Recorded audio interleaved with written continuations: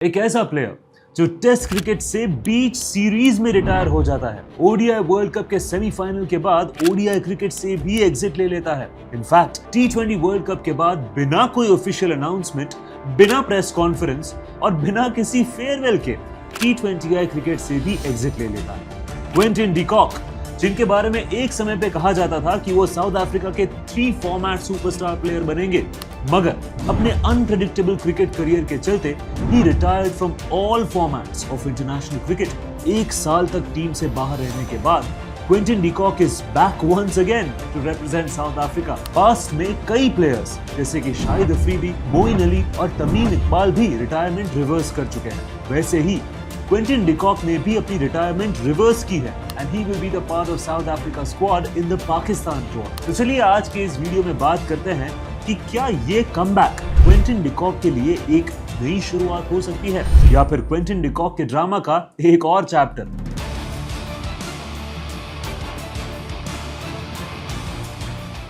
दिसंबर 2021 की India versus South Africa test series में de Kock पहली टेस्ट के बाद ही रिटायरमेंट अनाउंस कर देते हैं, saying that he was done with the red ball format.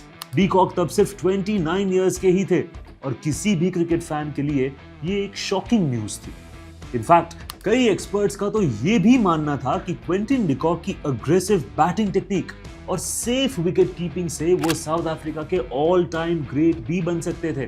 But de Kock शायद इन बातों पर अग्री नहीं करते और सिर्फ 54 टेस्ट मैचेस खेलने के बाद अपनी रिटायरमेंट अनाउंस कर देते हैं। फिर आता है नवंबर 2023 का world cup semifinal against Australia. South Africa ये मैच हार जाती है और इसके बाद डी कॉक ओडीआई क्रिकेट भी छोड़ देते हैं। अगेन कोई फेयरवेल नहीं, बस एक और साइलेंट एग्जिट। इसके 6 महीने बाद क्विंटन डी कॉक टी20आई से भी साइलेंट एग्जिट ले लेते हैं आफ्टर लूजिंग द 2024 टी20 world cup final against India. Team के कोच रॉब वॉल्टर ने तो ये तक कह दिया था कि de Kock was not picking his calls and not even replying to his messages। आए दिन साउथ अफ्रीकन क्रिकेट में मैनेजमेंट और बोर्ड के बीच में चल रही प्रॉब्लम्स की न्यूज आती रहती है और शायद कहीं ना कहीं डी कॉक का साउथ अफ्रीकन सिस्टम और बोर्ड पर से ट्रस्ट ही खत्म हो चुका था।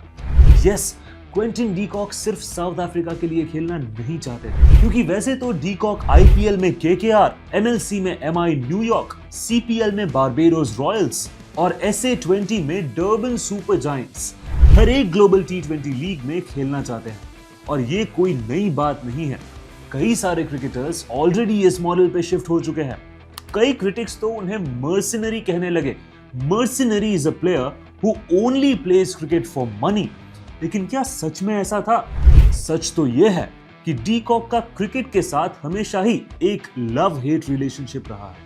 मेरा मतलब है, उन्हें अपनी बैटिंग और विकेट कीपिंग तो अच्छी लगती थी, मगर उन्हें प्रॉब्लम्स थी रूल्स, अथॉरिटीज और रिस्ट्रिक्शंस से। आई एम श्योर आपको 2021 टी20 वर्ल्ड कप तो जरूर याद होगा, जहां ब्लैक लाइव्स मैटर के लिए सब लोग नी बेंड कर रहे थे। यस, तभी क्विंटन डी कॉक ने इस मूवमेंट को सपोर्ट नहीं किया था।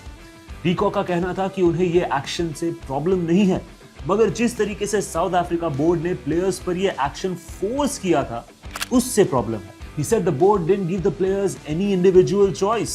So basically, डी कॉक का साउथ अफ्रीका क्रिकेट सिस्टम के साथ रिलेशन हमेशा ऑन एंड ऑफ रहा है। इनफैक्ट सोर्सेस की माने तो डी कॉक और साउथ अफ्रीका के तब के कोच रॉब वॉल्टर के बीच रिलेशन अच्छे नहीं थे, and this was the reason why he left the international cricket at the age of just 32।